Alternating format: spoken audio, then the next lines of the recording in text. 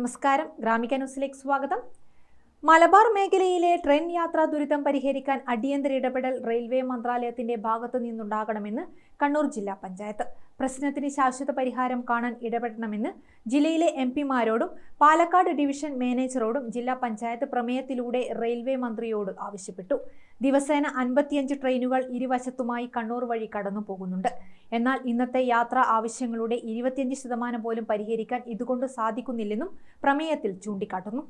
എംപിമാരായ K Sudhakaran, Rajmohan Unnithan, Shafi Parambil, doctor V Sivadasan, advocate P Santhosh Kumar എന്നിവരോടും Palakkad division മാനേജറോടുമാണ് പ്രശ്നത്തിന് ശാശ്വത പരിഹാരം കാണാൻ ഇടപെടണമെന്ന് ആവശ്യപ്പെട്ടത്.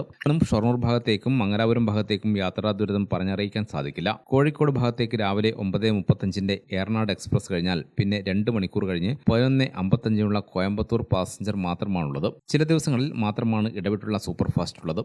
യാത്രാ പ്രതിസന്ധിക്ക് പരിഹാരമായി വന്ന വന്ദേ ഭാരത് സാധാരണ യാത്രക്കാർക്ക് ഇരുട്ടടിയാണ്.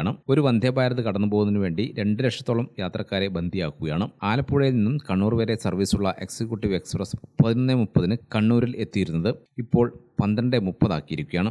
ഈ ട്രെയിൻ തലശ്ശേരിയിൽ എത്തുന്ന സമയം 10:34 20 കിലോമീറ്റർ ദൂരം സഞ്ചരിക്കാൻ 20 മിനിറ്റ് മതി എന്നിരിക്കെ 2 മണിക്കൂർ സമയം വെച്ചത് വന്ദേ ഭാരത് പോലുള്ള ട്രെയിൻ കടന്നു പോകുന്നതിന് വേണ്ടി മാത്രമാണെന്നും പ്രമേയത്തിൽ ചൂണ്ടിക്കാട്ടുന്നു. യാത്രാ പ്രശ്നം പരിഹരിക്കാൻ ഹ്രസ്വദൂരത്തേക്ക് കൂടുതൽ പാസഞ്ചർ ട്രെയിൻ അനുവദിക്കണം. ദീർഘദൂര യാത്രാ ട്രെയിനുകളിൽ കൂടുതൽ സ്ലീപ്പറും അൺറിസർവ്ഡ് കോച്ചും അനുവദിക്കണം. കോഴിക്കോട് മംഗലാപുരം ഭാഗത്തേക്ക് ഇടവിട്ട് മെമു ട്രെയിൻ അനുവദിക്കണം. കണ്ണൂരിന് നേരത്തെ അനുവദിച്ച പിറ്റ് ലൈൻ ഉടൻ പ്രാവർത്തികമാക്കിയാൽ കൂടുതൽ ട്രെയിൻ കണ്ണൂരിൽ നിന്നും ഓപ്പറേറ്റ് ചെയ്യാൻ സാധിക്കുമെന്നും പ്രമേയത്തിൽ നിർദ്ദേശമുണ്ട്.